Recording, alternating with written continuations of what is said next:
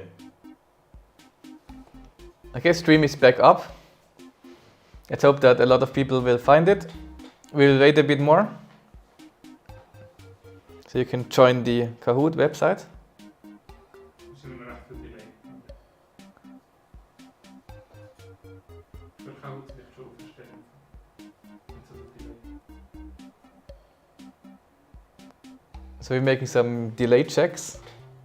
So how many seconds is the delay about?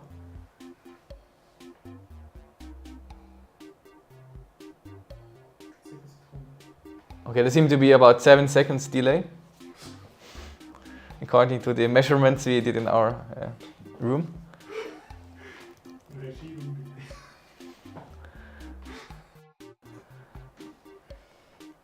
But I think it should be fine, because most of the questions are 20 seconds or 30 seconds time limit.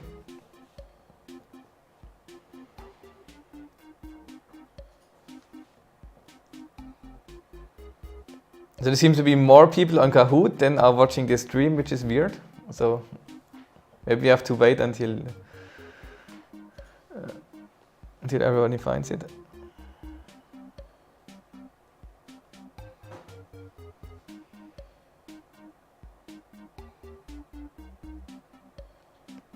So there will be 16 questions about SOI, and there are some answer possibilities. And you have to figure out the right answer in that time. It should be fairly self-explanatory.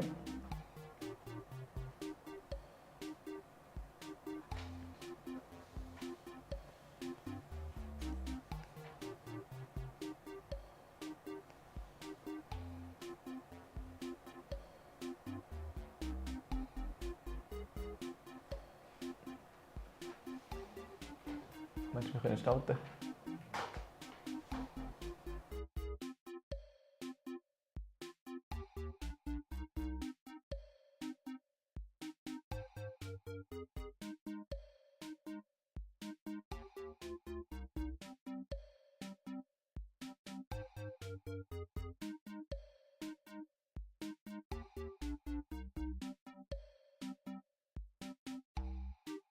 Okay, we'll start the game now. So be ready. Seem to be about 30 people watching now again. So most of you found the stream again, that's good. So we'll start the first question about now. So the first question is, what are you? It's a very deep question. Are you a leader or are you a participant?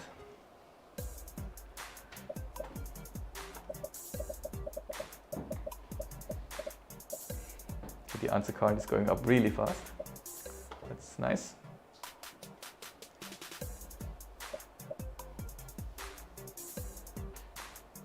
So pretty much all the answers. I think you could get extra points if you answer quickly. It makes sense to answer that fast. And the right answer was participant. So all of the leaders, we tricked you. You got the wrong answer. But maybe you have a bit of an advantage in the other questions. So move on to the next question. This scoreboard. How many submissions were made at 3 to 6 a.m.? So who would be awake at during that time? Like I would usually be sleeping there. But it seems there have been some submissions. It's definitely not 0.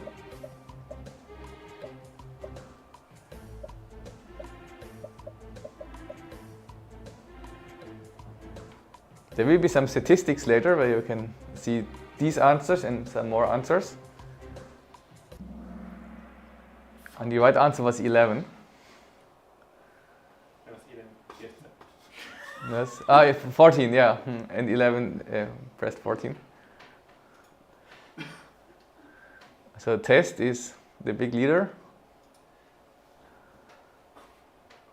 So we have Maus Stoffel, which is part of a lot of tasks.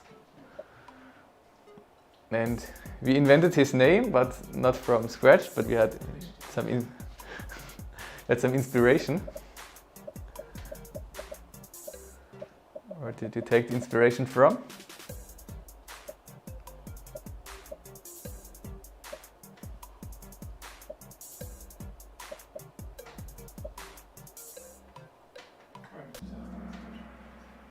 was Christoph. So the PH got morphed into an F, but otherwise you can see the Stoff already in there. And a new leader. How many submissions were made on the last day? So the round lasts 2.5 months, but a lot of people managed to do the important submissions during the last day. So how many submissions did we get there? I think this is again a statistic that you can see in the statistics video later.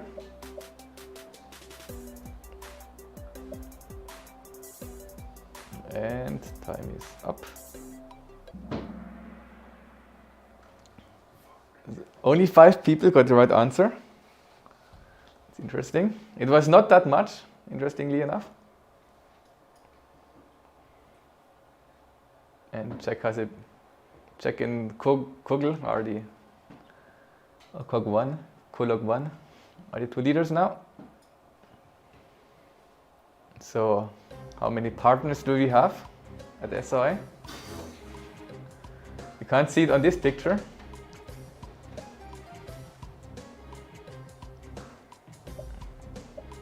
And we're very, very grateful for our partners, so you should know them. You can just count them if you list them.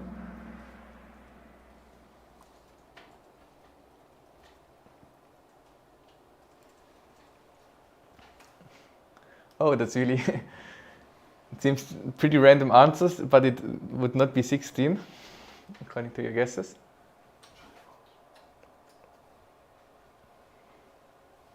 And scoreboard got closer again. And so, solve bamboo. I hope most of you solved the task bamboo. Now you can solve it by hand, or you can start your program really quickly. The input is not the one shown in the picture.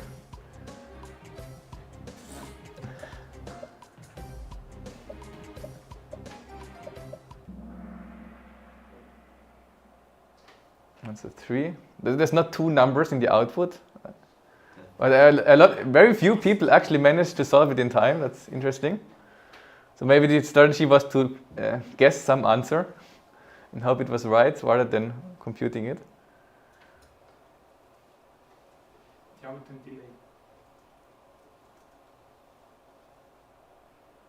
Yeah, and now Jack, Pascal is the highest climber, but Jack has a big advantage now. So some of you may know Internet Explorer. It's really weird use browser. It's an old browser, but maybe some people still use it. We don't know.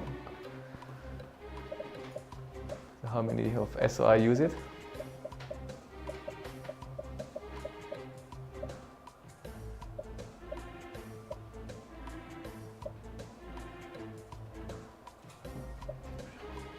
So how outdated are SOI users, SOI.ch users? Turns out they're not outdated at all. Nobody uses that. At least according to our tracking. But I don't think Internet Explorer has some track blocking, so it should be correct. Okay, check is really dominating this one. But dot is also catching up. So we do our task descriptions with a story about the IOI and also Singapore, because that's where IOI is taking place. Now the question is, how many task descriptions don't contain strings Singapore? So how many are not inspired by Singapore? That's a nice picture of the Changi Falls task. And oh, okay, the time was really fast up. Was up really quickly, so only 2 people, a lot of people managed to answer, and 2 is the answer. I'm confused by this scoreboard, as it seems. Okay. This check guy really knows stuff. So, some history. SOI, IOI, COI, EGOI, how old are they? I think you need to sort them somehow.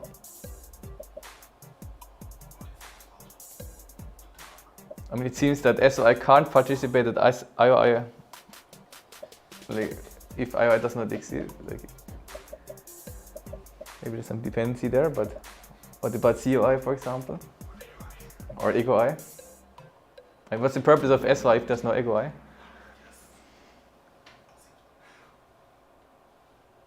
Okay, about a third of you managed to do it correctly.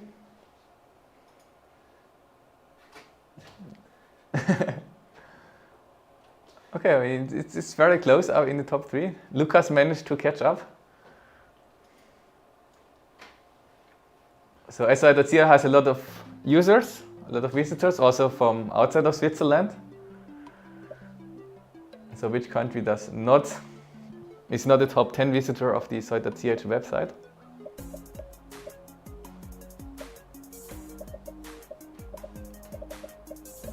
I mean, China and India are really far away, but then again there are also quite large countries. There's Belgium and Slovakia are a bit closer, but there are fewer.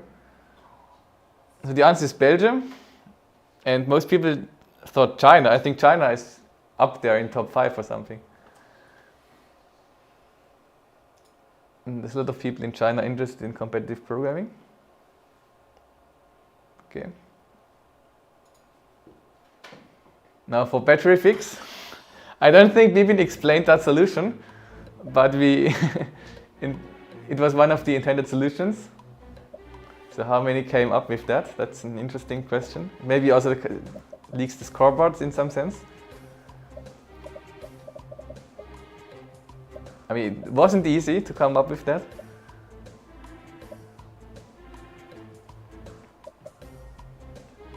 I mean, we thought it was possible, but in the end no one managed to do it. And that's also what most of you expected. The task was really hard.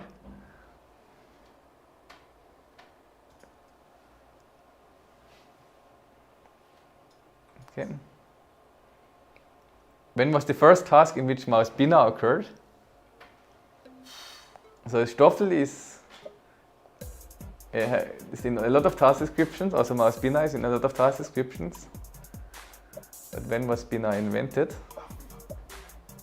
What was the first SI round where we had mouse Bina?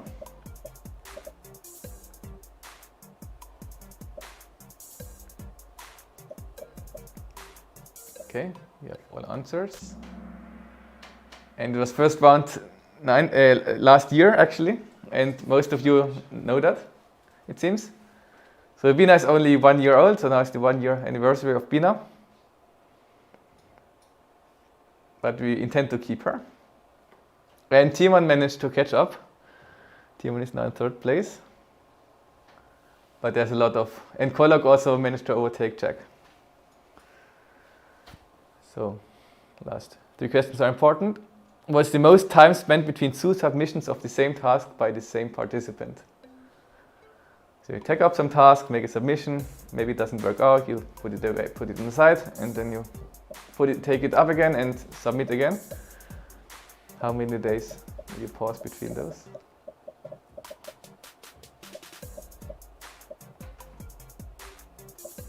I mean, the first round only has so many days.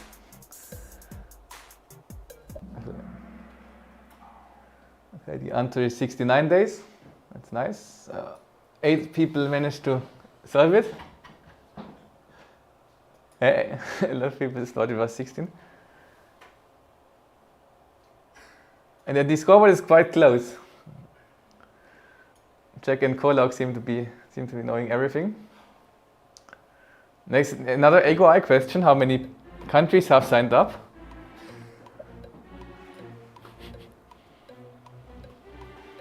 So, I mean, it's European Olympiad. I mean, expect it to be a small event, but 12 is already a big number, and 12 is only the smallest number up there. How many countries can there possibly be in a European Girls Olympiad in Informatics taking place the first time? And the answer is 21, which is a large number.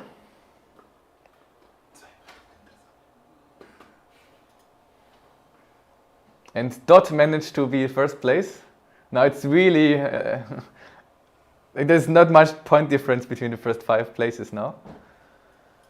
So the two last questions are important. Total number of lines submitted for all submissions. That's a quite large number. I mean, it's not too large. The Linux kernel has millions of lines of code, and we did not get millions of lines of code apparently. But we get hundreds of thousands of lines of code, or tens of thousands of lines of code maybe. I mean, a lot of the code is the same. You submit it once and then you fix some bugs, submit it again. And the answer is the first one, and 7 people managed to do that. And Lucas is up there again, Dot and Chami. It's really close still. And Flavio, it seems to be that I managed to solve it correctly, even though I'm not participating. And the last important question, how many people, in the photos of the SOI flicker, how many of them does at least one person wear sunglasses? So if you know SOI, you should know that. You should have looked at the flicker beforehand, out of 676 photos. So this question is deciding everything. If you know SOI. If you don't, you should look at Flickr again and remember all the photos. So there's a lot of time now, still 20 seconds left, but you have a lot of answers already.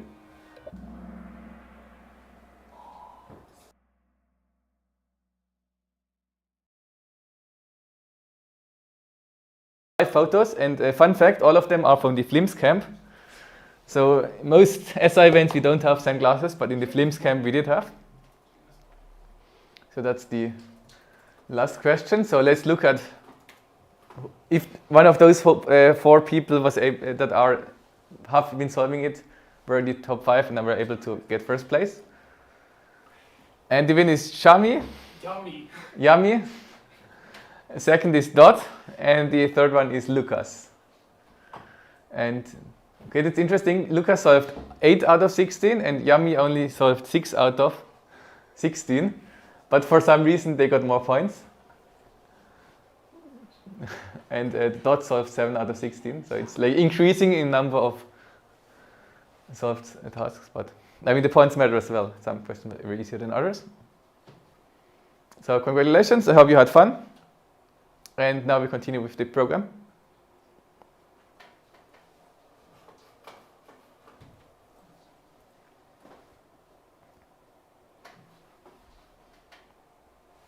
Was kommt als nächstes?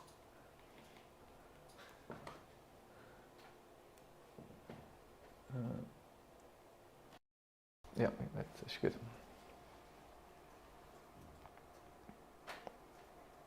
Okay.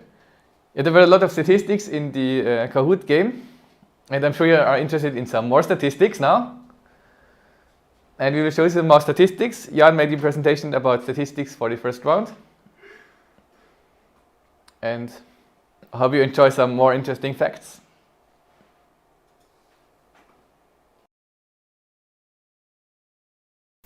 Hi, I'm Jan. I last participated at SOI 4 years ago, and now I'm studying informatics. Now let's look at some statistics of the first round of SOI 2020-21. Here we can see where our participants are from. There's a lot of people from the German part of Switzerland and also some from the French part. Here we see the distribution of the age of the participants. Most are aged 14 to 18, and for some reason there's a spike at 16. I'm not quite sure why. Here we can see all the submissions from the start of the first round till the last day. Participants have been busy during the whole 2.5 months. A bit more on the weekends, these are highlighted, and especially at the start and on the last 3 days. Especially on the last day, there are a lot of failed attempts. In this statistic, we see at what times during the day submissions were made. While most participants are submitting at reasonable times, it seems like only during the time from 5 to 6 am nobody is awake solving our programming challenges. Let's take a look at the programming languages used by the contestants. C++ and Python are clearly the most popular, but some people are also experimenting with different languages like Perl or Assembler. I think the first round is actually a good opportunity to try out new programming languages. If you are participating for the second time or more, it adds to the challenge and you can also learn a lot. In this graph we can see the favorite languages, which means the language that each participant used most often. Python is slightly more popular here. This may be because Python is used more by beginners and the C++ users solve more tasks. There's also 3 people with unique favorite languages. That's already it for the statistics. Thanks and goodbye from my side.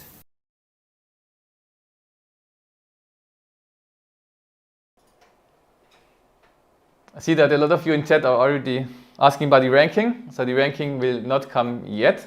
There will be one more task presentation and some more stuff, including the creativity tournament. But we are coming to an end. So next up is the second and last solution presentation. It's from Timon Gehr about lily pads. I hope you enjoy, and as always, if you have any questions, just ask on the chat and I will try to address them afterwards.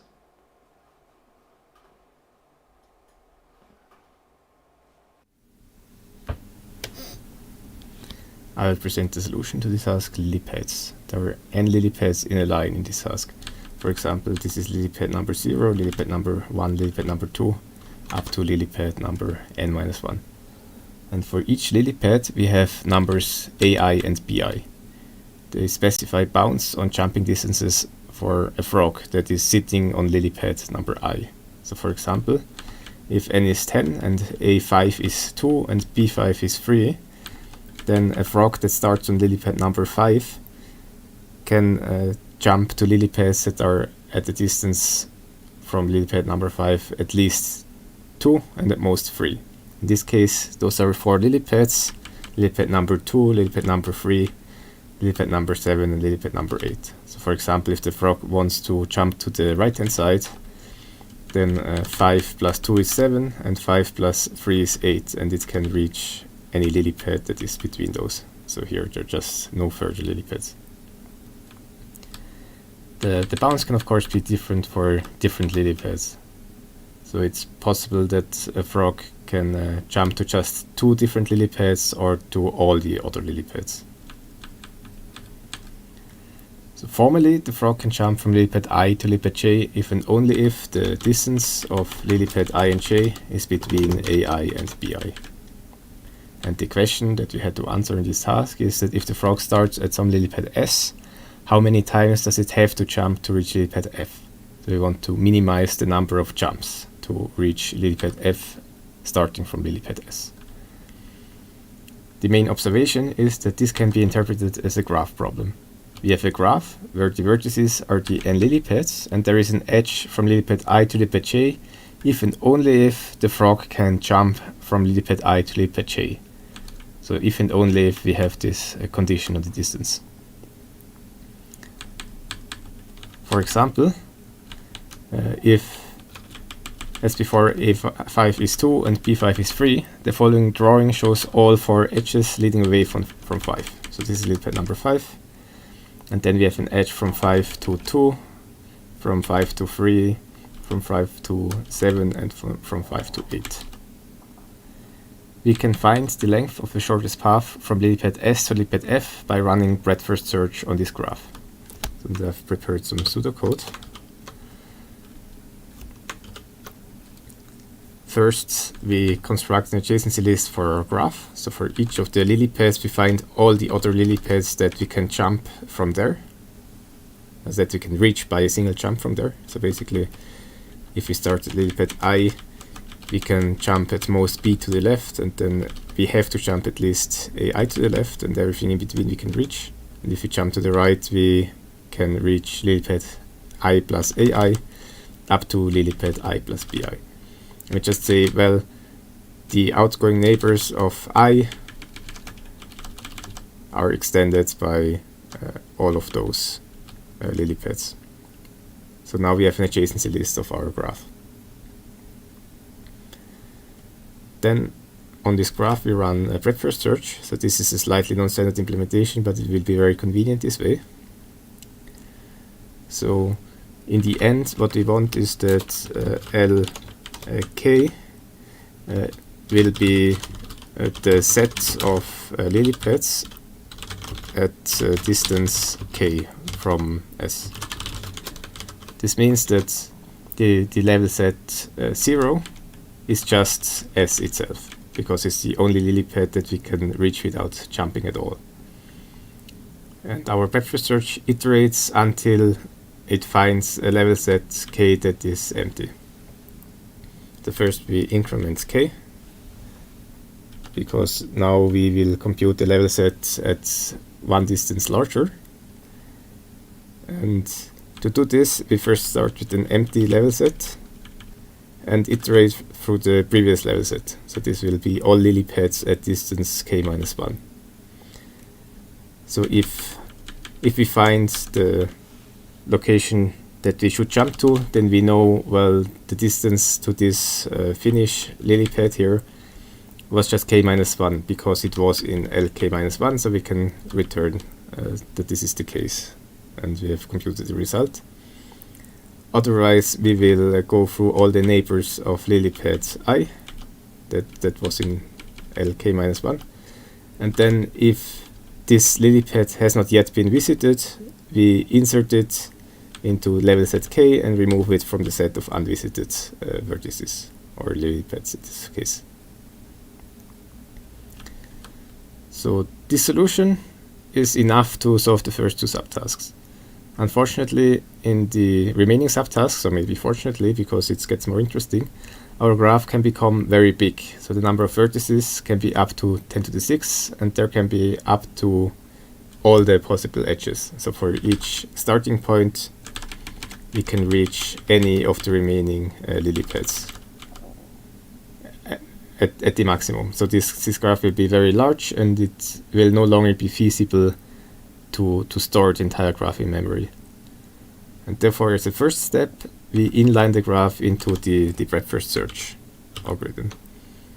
So basically, the difference to before is that now we don't build the graph at the start, and here, instead of iterating through the adjacency list entries of node I, we just directly iterate over the respective vertices. So basically, in the breadth first search, the only thing that changed is this. Before, this was for j in kji, but now we just inline this directly. So basically, what you can see here is that our algorithm has to find all vertices j that are among the unvisited ones and within either the interval I minus bi, I minus ai, or I plus ai, I plus bi. And what will be convenient here is to consider this the other way around. So instead of going through all the neighbors and then checking whether they're unvisited, we could in principle go over the unvisited vertices and then check whether they are reachable.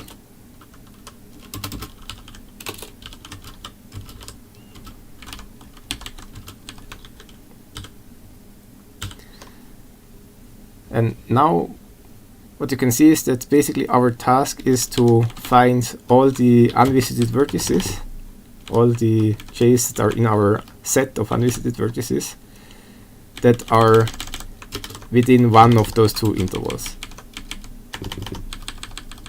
And we are basically just going to assume that the data structure that we use to store the unvisited vertices has a method in range that gives all unvisited vertices in a given range.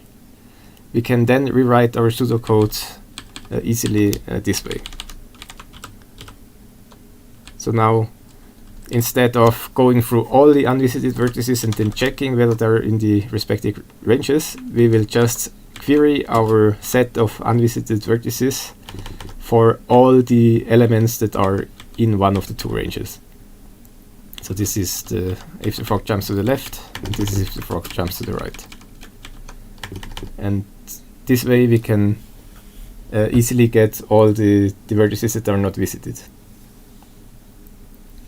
This is now more efficient than before because we don't consider all the neighbors, but we only consider the neighbors that have not been visited, and each node in the graph will be visited at most once.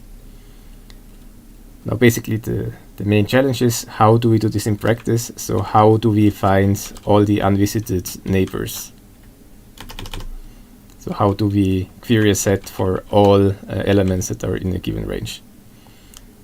In the C++ standard library, there is a std set, and this is implemented as a balanced binary search tree, and it has methods lower bound and upper bound that give us exactly one of those ranges.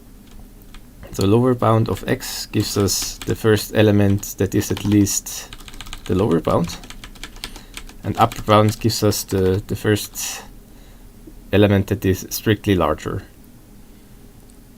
And it doesn't only return the elements themselves, but it returns iterators to these elements, so we can iterate over the entire range efficiently. So the respective parts of the code are given here. So first, basically what this does is it visits a range of unvisited vertices. So first we will find the first element in our range, and then the first one that is not in our range anymore. This will give us two iterators, and we can iterate through the ranges using a for loop and add the elements that we encounter into the respective level set. And then we just remove all the visited vertices from the unvisited set, and for this the C++ standard library provides this simple library method that does exactly what you want. I mean, we could also remove them here in the for loop, one after the other, but then we would have to be careful not to invalidate our iterator.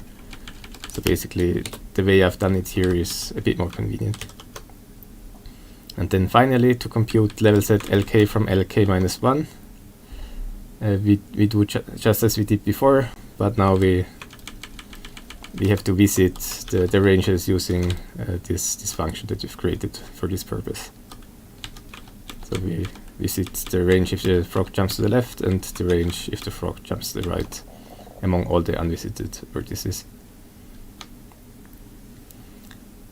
And as I've told you before, so because we only visit the node n times in total, and the running time for visiting the unvisited neighbors of a node is now proportional to the number of those unvisited neighbors, our innermost loop runs at most n times. And as the running time of the SCD set operations that we require is logarithmic, we get a total running time of O of n log n. This is fast enough to solve the remaining subtasks within the time limit, and this is a good place to stop.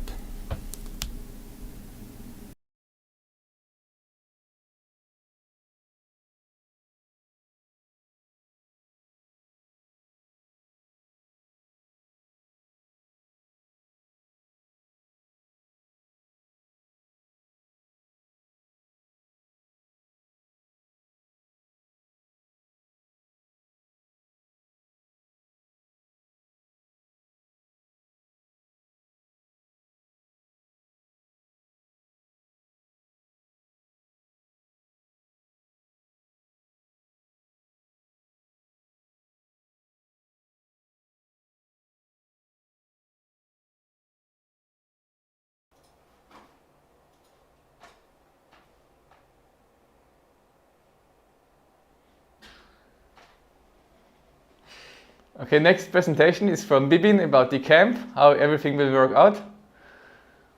And after that, there's only 2 more presentations, and then there will be the ranking. So let's see how the camps work out with Bibin. I will present to you now with some information regarding this year's training camp. So it will happen obviously 2021 from February 22 to February 28. And unfortunately, because of Corona, we can't do our usual camp. So there will be quite some changes. Mainly, we guarantee that all the learning material is online, because we don't want to disadvantage anyone who can't attend physically because of Corona. So in the online training, you will learn new algorithms, new ideas, and new theory, mainly by watching videos and reading articles. And I want to emphasize that you should ask questions if something is unclear. If some idea doesn't make sense, you have a question about the algorithm, or you're stuck anywhere.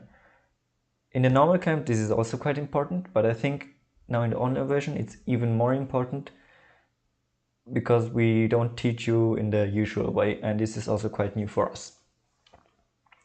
But there's not only training, there will be also a lot of practice, which is the main part of the camp. So there are lots and lots of tasks to solve for you on the Gradle. There will be also some live training contests where you can train your skills under pressure, and a big training contest at the end. But you will not only practice your skills on the computer, you will also have some paper tasks where you need to think about programming without having a laptop. Now to the physical part. We, at the moment, try to organize so-called hubs. These are like mini camps spread across Switzerland. And in these mini camps, there should be 4 participants and 2 leaders, if Corona allows it. It is not clear yet what the newest rules will be at this time session, and if we are actually allowed to do it or not. But until now, we expect that this should be possible. Now, the main advantage of hubs will be that you have free food and free overnight stay. And that the leaders can also organize some on-site events like hiking in the woods. Other advantage is that you can not only ask your questions virtually, but you can also ask them in person, which might be easier for some of you. And a big part for me personally also always is that you can participate in games or socialize with your other 3 participants, either offline with the participants in the hub, or online with also the other participants from the other hubs. Now, for those who will be joining only online, this will happen most likely on Discord, and we always guarantee that the leader will be online for you to ask questions or explain something that's unclear to you or help you with some problems. And again, I want to say that you can ask questions online, and I encourage you to do so. And of course, you can also socialize and play games and just participate in the online fun activities. And also for you, you don't have to go to school if your school allows it, because this training camp, even if it's online, will still be quite long and quite hard each day. So you will need your full attention and full time for the camp this week. So this was it. If you have any suggestions, questions, comments, or concerns, please hit me up on my email address, which is just my first name, bibin@soi.ch, or write me on Discord. Hopefully I will answer soon if you have any concerns. And with that, I'd say we continue with the SOI day. Okay, there's one more presentation about the Science Olympiad. As you know, there's the Science Olympiad in Informatics, but there's also more of them. And there's also an umbrella organization, which I talked about about these SOI slides at the beginning. So we let Nicole, one of the representatives of the Science Olympiad, explain what this is about.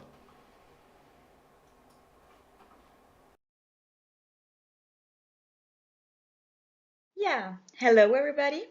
My name is Nicole. I work for the Science Olympiad office in Bern.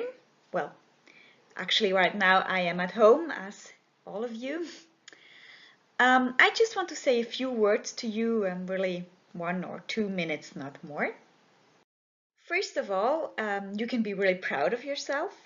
I know that the Informatics Olympiad is a tough competition. So yeah, I really hope that you are proud of your performance and that you can make it to the next round. As you can see here, the Informatics Olympiad is not the only scientific Olympiad we have. The Informatics Olympiad is part of the association called Science Olympiad, and we have 9 different disciplines. You can see them here. Most of them, they start in autumn, as the Informatics Olympiad did, but there are also 3 Olympiads which will start in spring, so that might be interesting for you. There is the Geography Olympiad, which starts in May, the Economics Olympiad, it starts in March, and the Robot Olympiad, which starts right now in January, February. The Robot Olympiad is a team competition, so maybe ask around and find some other motivated participants to join you. I think you would have good chances at the Robot Olympiad with your knowledge from the Informatics Olympiad. And last but not least, I just want to say thank you to the volunteers. We have around 350 volunteers for the 9 Olympiads. And for the Informatics Olympiads, I think there are around 50 volunteers, but it's just a guess. Yeah, they're really active. They do a lot of work. I know this year and last year it's a little bit special because you can't really meet them in person, in life. But still, they do a great job. Also today, you have an online event. So yeah, just thank you to the volunteers. And to you, the participants, I just wish you good luck and a good day. Bye. In case you haven't noticed, we at SOI are very creative. And one of the creative things about the first one is the creativity task.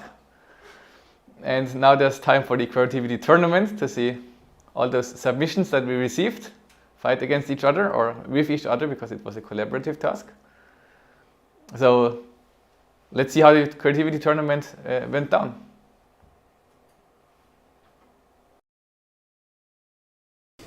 As every year, the final task of the first round was the creativity task. The creativity task does not have a perfect solution. Instead, the participants are encouraged to be creative and find a good solution to a hard problem. This year, the task was called Muffins, and the goal for the participants was to bake as many muffins as possible. Let's have a look at how this all works. What you can see here is a visualization of the virtual kitchen that the participants had to use to bake their muffins. On the left you can see the mouse named Stoffel here. That is the player that is controlled by the participant. Then you can see 7 different stations. There is a dough station, a chocolate station, a lemon station, a bowl filling station, a mixing station, a cup filling station and a baking station. There are 2 different kinds of muffins that can be baked. There are chocolate muffins and there are lemon muffins. In order to bake chocolate muffins, the participant has to take a piece of chocolate and a piece of muffin dough, mix them in the bowl, then put them into cups and then bake them in the oven. For lemon muffins it's pretty much the same, they just have to take a lemon and dough, mix them in a bowl and put them in cups and then put them in the oven. Up here you can see the different storage locations. Up here there is a table where the participants can store dough, chocolate and lemons. So they can take their mouse, walk to the dough station, take some dough and put it on this table. They can also do the same for chocolate and lemons. Then they can take ingredients from the table and put them into one of the bowls. These are the bowls. To do so they have to walk to the bowl filling station over here and then take 1 piece of dough and a piece of lemon or 1 piece of dough and a piece of chocolate and put this into a bowl. So now they have put the necessary ingredients for a muffin into the bowl So next they can go to the mixing station over here and mix a bowl. So a bowl contains even parts of dough and chocolate or dough and lemon, which can then be mixed into a finished dough mixture. Once it's mixed, they can go to the cup filling station, where they can take dough from one of the bowls and fill it into muffin cups. Finally, they can take their filled muffin cups and put them into the oven. To do so, they go to the baking station and take their cups and put them into the oven. Each of these actions takes some time, and the goal of the participants is to optimize the total time it takes to make muffins. In the end, there will be orders, which you can see on the right over here, which tell them what they have to bake. For example, here there is a chocolate muffin order for 4 chocolate muffins, and then there's a lemon muffin order for 6 lemon muffins. The tricky part is that each order comes with a time of delivery, and the mouse has to fulfill this order before this time passes. Otherwise, it will not get any points for this order. You will be able to see in the animation later how the orders disappear once this time passes. Now, let's have a look at how this all plays out. As we've seen, the first order is for 4 chocolate muffins. So the mouse Stoffel will have to get some chocolate and some dough and make it into muffins. You can see Stoffel getting 5 pieces of dough here. That's more than he needs for the chocolate muffins, but you will see what he needs that for later. So now he's taking 2 pieces of chocolate and 2 pieces of dough, mixes that, puts it into cups and puts the cups into the oven. Now it has to fill the lemon muffin order. So it has taken some lemons from the lemon station, put them on the table. And what you will notice now is that the dough that Stoffel was fetching earlier can now be also used for the lemon muffins. So Stoffel was saving some time by earlier getting some more dough than it actually needed. Now it has filled 2 bowls with the dough and fills that into cups and fills the cups into the oven. This allowed Stoffel to finish the cups on time and fulfill all of the orders. That would be a perfect score. The task muffins was split into 3 different subtasks. For the first subtask, the goal was to always find the optimal solution, but the task was simplified greatly. This was done through 2 steps. Firstly, there would only be 1 order of muffins and only 1 type of muffins, and there would always be more cups than bowls. To be precise, there would always be an integer multiple of cups as there are bowls. This allows us to find an optimal solution to the problem. The idea for this first subtask was that since there is only 1 order, you can fetch all of the ingredients in advance. So at first, the mouse goes to the dough station and the chocolate station and takes all the dough necessary to fulfill this order, in this case the order for 12 muffins. Then afterwards, it goes and in a cyclic manner always takes some ingredients, fills them into the bowl until the bowl is full, fills the bowl's ingredients into the cups, and then bakes the cups. Since the number of cups is a perfect integer multiple of the capacity of the bowl, it can always keep repeating the bowl filling until all of the cups are filled and then put the cups into the oven. How this works we'll see in practice in this example. So as I said, first all of the ingredients are fetched, then the chocolate is fetched, and now since we have all of the ingredients, we can mix them, put them into the cups and bake the cups. This is 4 cups, so every time we can bake 4 cups, so the mouse keeps going on repeat. That's the next 4 cups, and it's gonna repeat the cycle 1 more time to bake the final 4 muffins.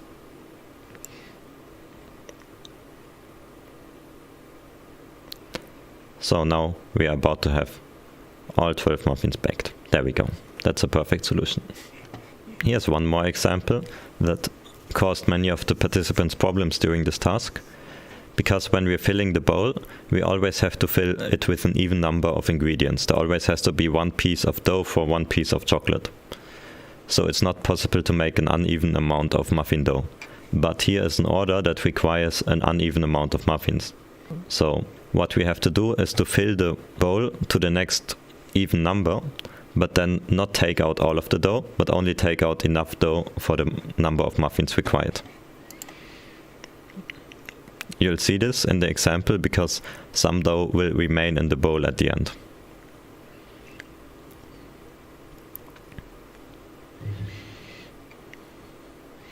So for the first pass, we have to bake all of the cups, since there are not enough cups to bake everything in one go.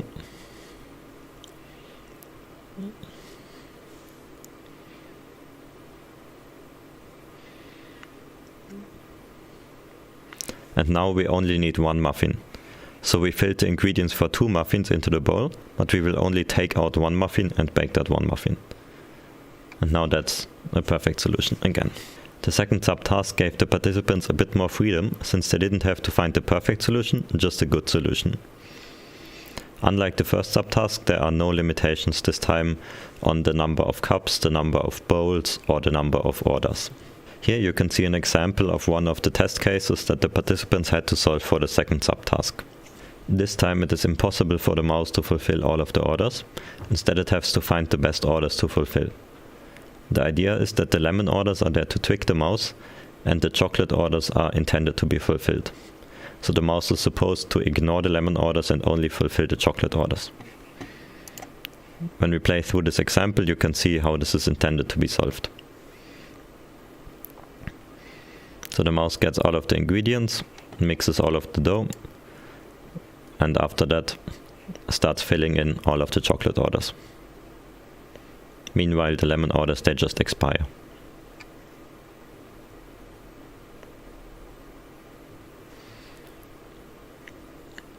Unfortunately, the subtask was only attempted by one participant, Joel, who will now present you his solution. I'm going to present my solution for Muffins now, for Muffins subtask 2.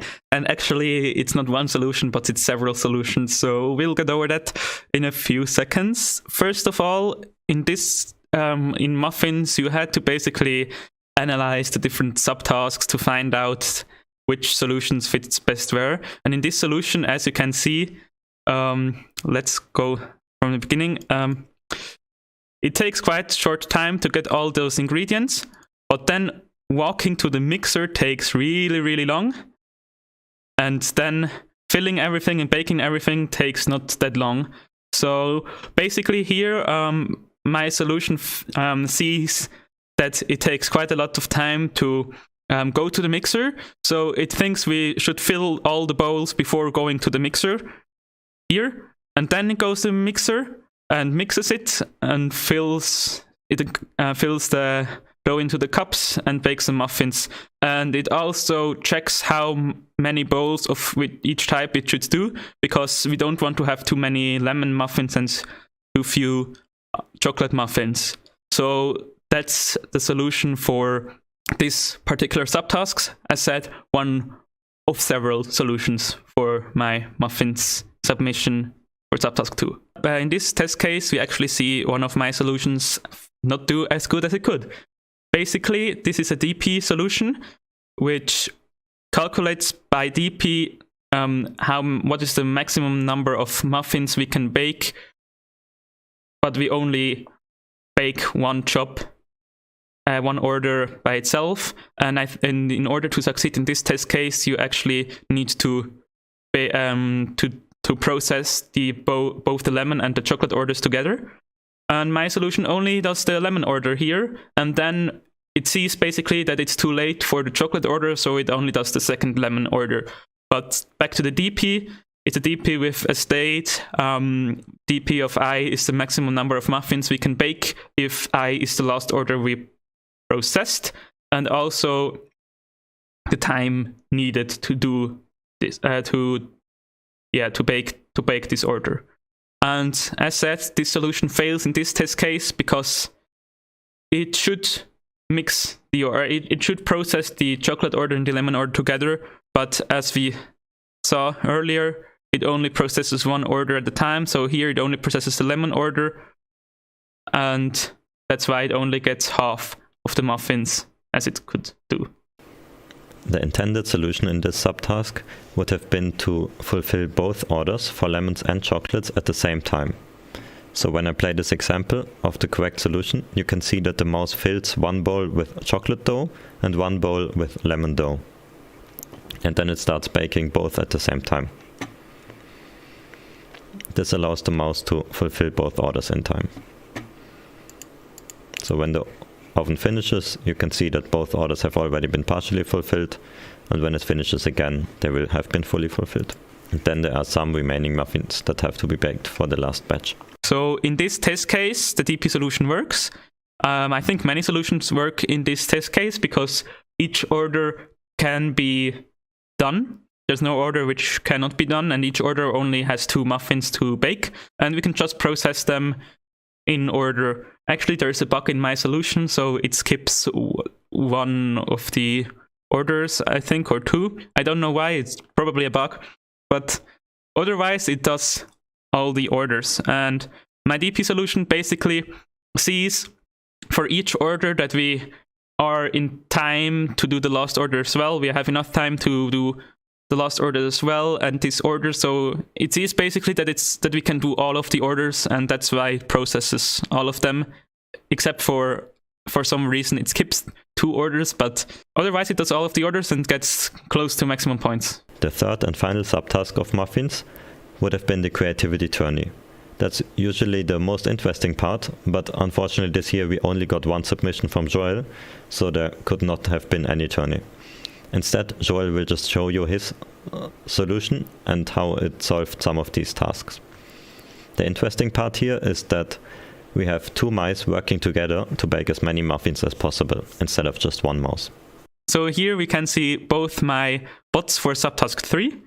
As you can see, the fetch bot is a very complicated and elaborate bot. It does very complicated stuff. Basically, it just fetches random ingredients and puts them on the table, because it's not hard to code and it does its job. I mean, if there are several bots, they can profit from this. They don't have to fetch the ingredients anymore. They can already start with making muffins. And yes, that's the fetch bot. And the second bot, the single bot, it's basically a bot that makes a single muffin and then another single muffin and then another single muffin, like each on its own. It doesn't do single muffins, because from one bowl you actually get 2 muffins from one portion. Let's say it's like this, but it only does 2 muffins. Then it starts from the beginning again, does 2 muffins and so on. And yeah, that's the single bot. So here we can see 2 times my single bot, the bot which does 1 or 2 muffins at a time, basically. And as we can see in action, since there's only one bowl, the mice have to wait until the bowl is empty. If one mouse is using the bowl, the other one is waiting. And that's what I was paying attention when coding this bot. And as you can see, they manage to do 14 muffins by just making 2 muffins, then another 2 muffins, then another 2 muffins. I mean, this process can be optimized quite a lot by doing several muffins at a time, but coding a bot which does single muffins is not that hard. It took some time, but I think not as much as if I tried to make a bot that is actually efficient. Then I think this would have taken quite a lot more time. So, but I mean, bugs can happen in tasks like this, and here we can see that the single bots also have a small bug. Basically, as you can see, it does the job quite well. They bake single muffins one after another. Lemons and chocolate type muffins, they check which is the best one to do next. And now the problem is that it can happen that the 2 mice get into a deadlock situation. Here we can see that somehow one bot stopped doing the jobs because he thought that the other bot wants to use the bowl, but the other bot can't use the bowl because there is actually a lemon in it. And so they're both waiting until the other bot doesn't need the bowl anymore. And yeah, it's kind of a deadlock situation. No one can do anything. Can happen.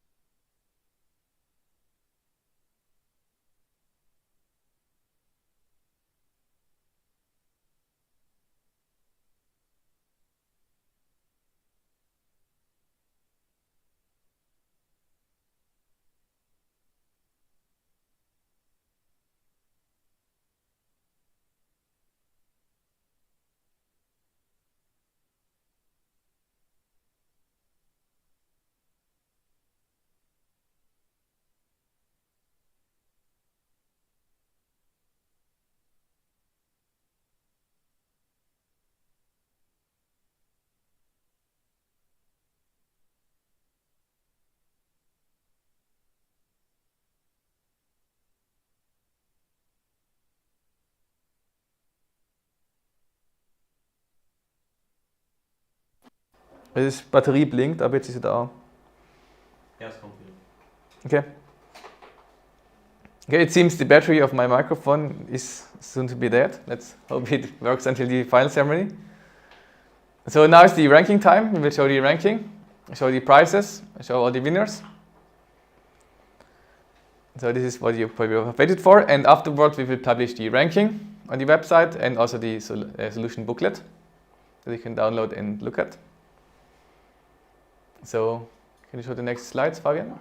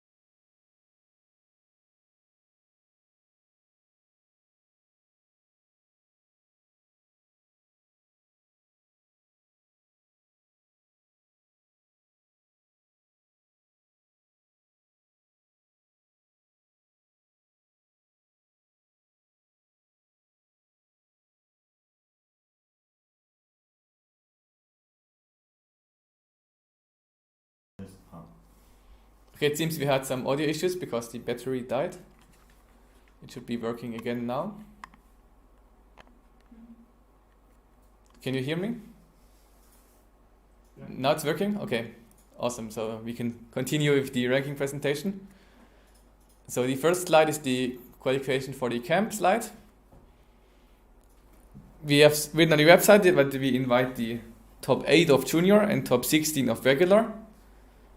But there is a lot of overlap between those.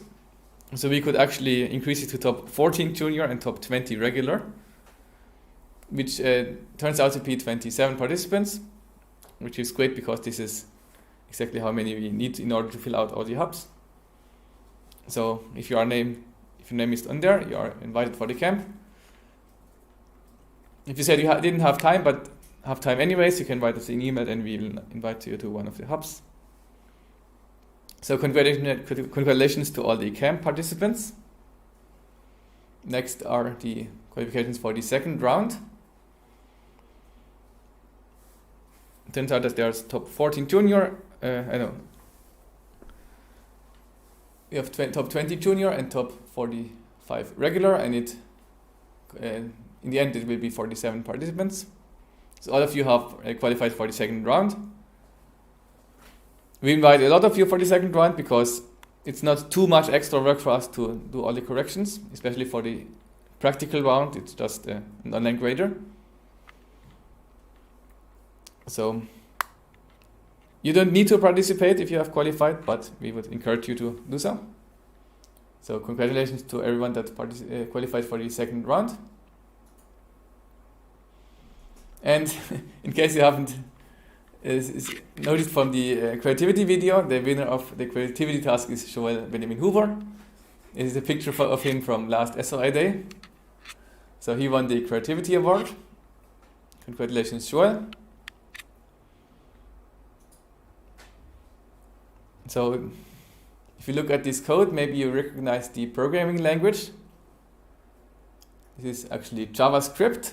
JavaScript is not just to write some browser animations, you can also use it to solve SOI tasks.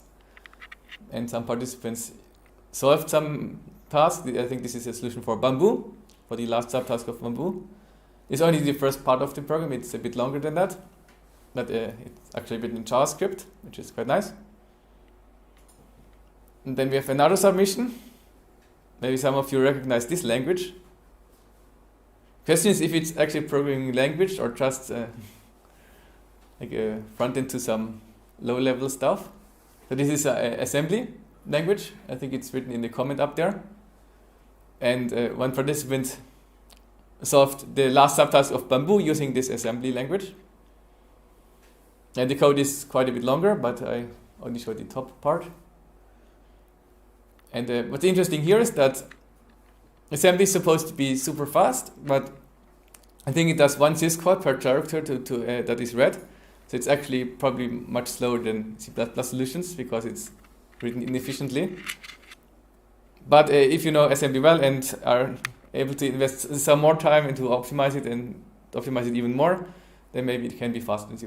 But it's really a nice challenge to solve some task in assembly. And this leads us to the winners of the Rainbow Award, which is the award for using as many programming languages as possible, or the person that used the most different programming languages. And we have two winners for that. Maybe we can switch to the next slide. We have Liam Brown, who used JavaScript, C++, C, and Python in order to solve the task. From Liam is the JavaScript code, the first one that I showed. And the second one is Michael Mesch. He used C++, Perl, Basic, and Assembler. And he's the second person that used 4 languages. And so we split the Rainbow Award between these two. So both of them win the prize. Congratulations to you. And it's really nice to see that you are experimenting with programming languages. I think it's a good way to get to know all of the programming languages that exist. So congratulations to you. And now we move on to the first places of the junior round. So the third rank goes to Vivian Burkhardt. She's from Zurich and she got 466 points out of 500, which is quite a bit. I think she solved all the tasks except for the last subtask of battery fix, where she didn't get full score. But she wrote a really nice solution and got a lot of points, so that's why she is third place. Congratulations, Vivian.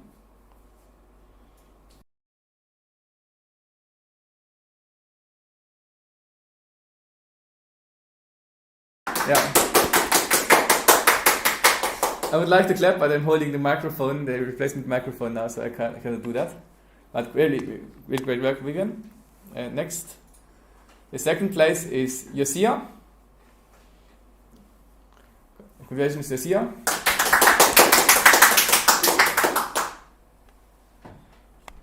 He's also from Zurich and he got 469 points, 3 points more than Vivian. And I think for him, he got more points in battery fix, but the rest is similar. He also solved all the subtasks. And finally, we got the winner of the first round, which is Jasmin Studer.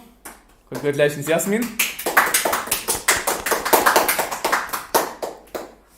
It's the first time she is participating and she was able to solve all the tasks.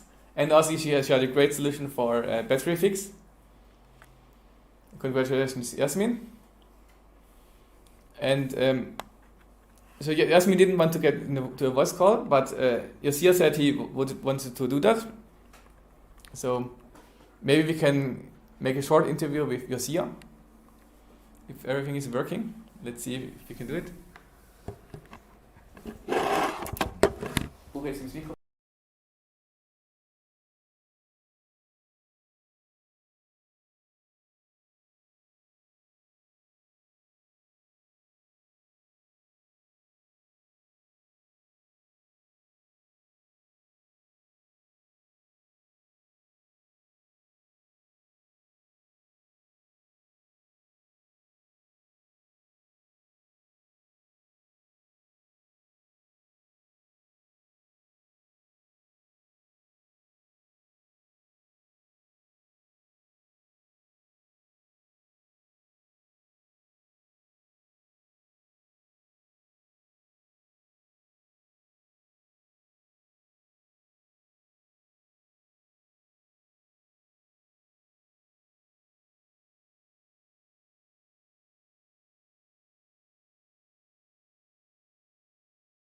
Yeah, can you hear me now? Now it's perfect, yeah. Okay, now I hear me double, but that's fine. Okay, so Fabian, is everything ready? Can you hear me now? Now it's perfect, yeah. Okay, now I hear me double, but that's fine. No. Okay. There's an echo going on. Right, my stream was still running, so now it just... This echo loop is not good.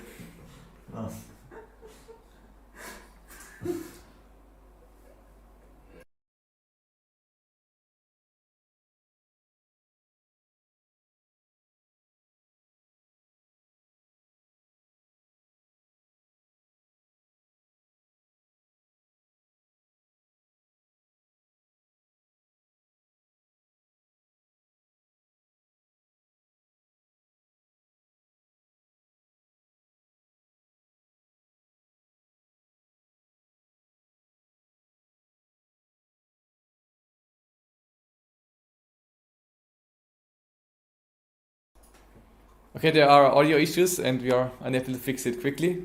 So we will continue with the presentation. I hope you didn't close the stream. So, yeah, congratulations to the junior round. The task was really hard. I didn't expect to have so many so many people that solve every task of the junior round. I thought LilyPad was really hard, but a lot of you managed to do it. So congratulations to not just the top 3, but also everyone that solved all the tasks except for battery fix last subtask. So now to the regular round.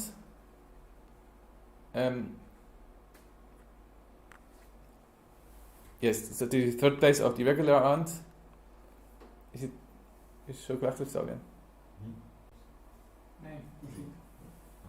Okay, so this is the top 3 junior. Again, you can see all the people.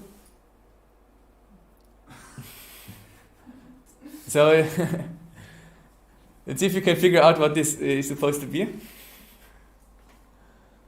You need to really zoom into the stream.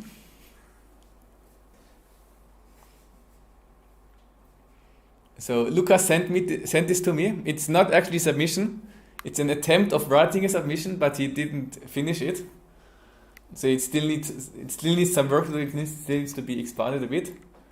But this is supposed to be a solution for chunky falls. And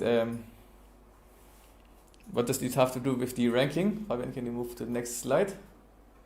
Because Lucas got the 3rd place of the regular round. He didn't solve chunky falls, but not too many people did. And he got many points in the battery fix and also in the creativity tournament, in the creativity task. So that's how he secured the 3rd place for him. Congratulations, Lucas.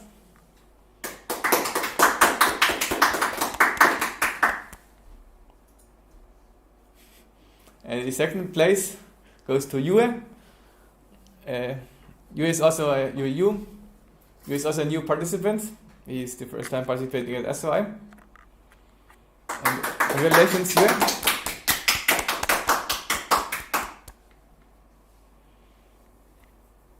Yue managed to solve pretty much all the tasks. He solved chunky false completely, and also got a lot of points in the Satai. So he really did a good job this one. I was surprised to see a new face at SOI, but he managed to succeed at the first round. So congratulations to him. And now the winner of the first round of the regular round.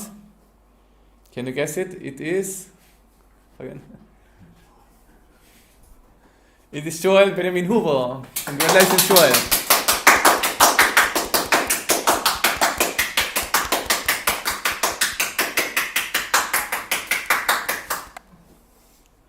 So again, this is a picture of him last year at SOI Day, and he's putting out this trophy.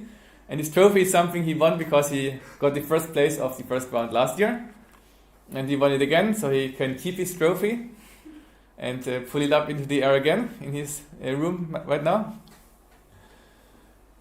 So congratulations, Joel, for winning the first round, not just this year, but also last year. And great work. I think he had the best solution for Muffins, but also he had a great solution for battery fix and also for Satai. So yeah, congratulations, Joel.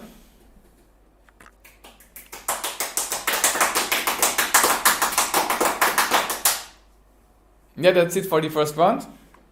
So we'll send you some prizes. I will contact you about what exactly the prizes are. And we will send them home to all the top 3 participants of the junior and regular round, and also for the Rainbow Award. I think the ranking should be published right now or maybe a bit later. And yeah, that's it. If I can move on next 2 slides. Okay, this is the ranking again. And one more. So with that, I want to close out the SOI Day. We're a bit over time, but we also started the stream late. So in the end, it was 2 hours about.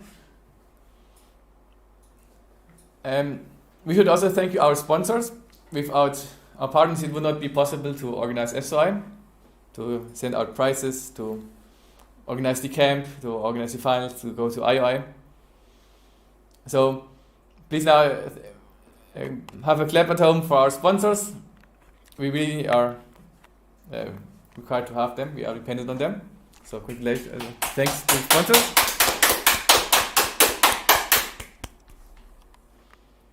And with that, thank you for watching. Thank you for solving the first round. Thank you for sticking around in the live stream. And there might be some game now. I think you can join Discord. There's a voice call going on with a lot of people in it. So if you are interested in this game, I think Timo and Stampfi prepared some coding game. It should take about 1 hour. And after that we can play some online games as well and have a fun time together. So if you are interested in that, go to Discord and go onto voice.